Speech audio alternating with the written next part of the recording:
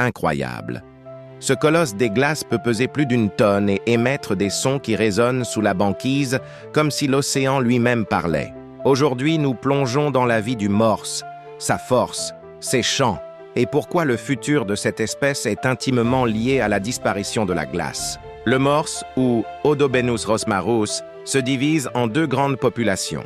Le morse de l'Atlantique, souvent observé près du Groenland et du Svalbard, et le morse du Pacifique, présent dans la mer de Bering et le détroit du même nom.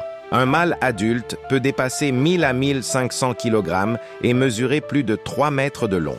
Les femelles, elles, sont un peu plus petites. Ce sont des animaux robustes, semi-terrestres et marins à la fois, parfaitement adaptés au froid extrême. Les défenses du morse, ces canines hypertrophiées d'ivoire, ne servent pas seulement à impressionner. Elles l'aident à se hisser sur la glace, à défendre un territoire et parfois même à creuser le fond pour déterrer des mollusques.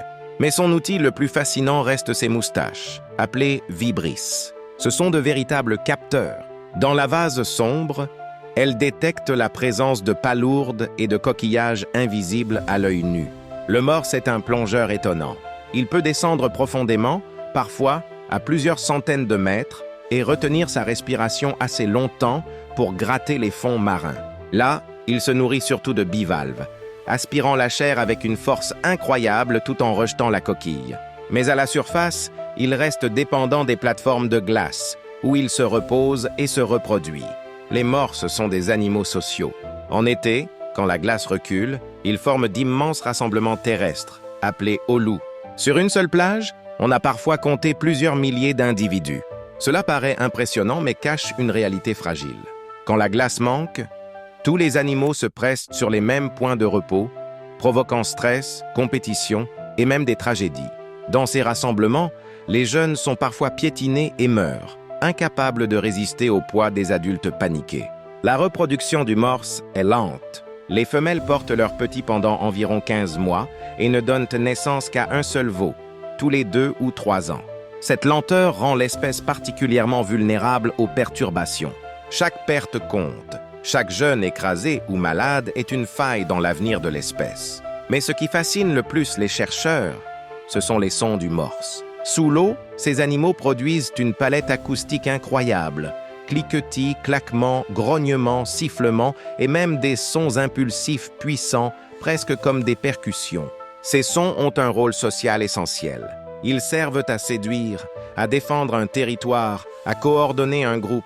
Certains mâles frappent même l'eau ou leur propre corps pour générer des signaux audibles à plusieurs kilomètres. Dans le silence glacé de l'Arctique, cela résonne comme une véritable symphonie marine. Les scientifiques, grâce à des balises GPS et des enregistrements sous-marins, ont découvert que les morses reviennent parfois aux mêmes zones année après année. Pourtant, leurs déplacements changent en fonction de l'extension de la glace.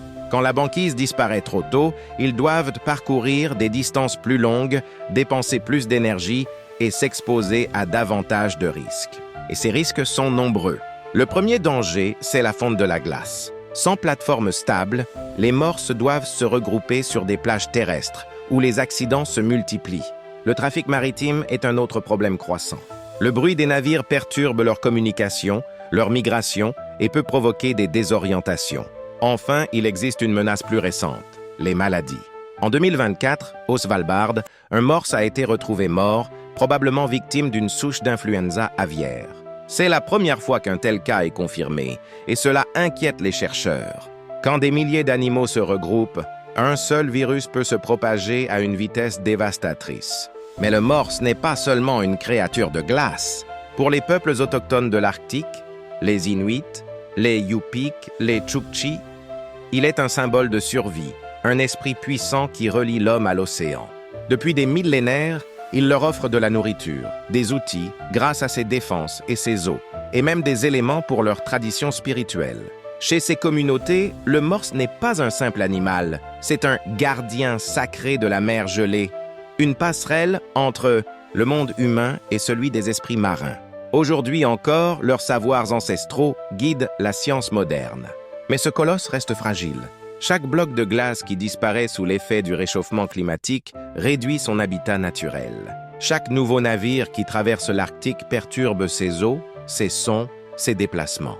Chaque maladie émergente ou pollution ajoutée est une menace de plus. Le morse est armé pour survivre aux tempêtes polaires, mais il n'est pas armé contre nous. Alors, que retenir? Le morse est un géant impressionnant, une merveille d'adaptation aux conditions extrêmes. Mais il est aussi le miroir de notre époque, une espèce en équilibre précaire dont l'avenir dépend directement de nos choix. Si nous voulons protéger ces gardiens de l'Arctique, nous devons agir maintenant.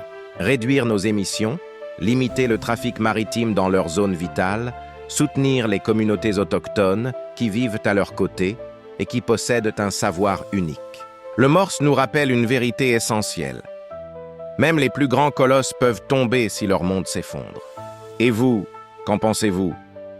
Les champs mystérieux des morses cachent-ils encore des secrets que nous n'avons pas découverts? Laissez votre avis en commentaire. Quelle est, selon vous, la priorité pour sauver le morse? Si cette plongée au cœur de l'Arctique vous a appris quelque chose, abonnez-vous dès maintenant pour ne pas manquer nos prochaines histoires marines. Et surtout, partagez cette vidéo. Chaque vue, chaque partage est une voix de plus pour la protection de ces géants silencieux.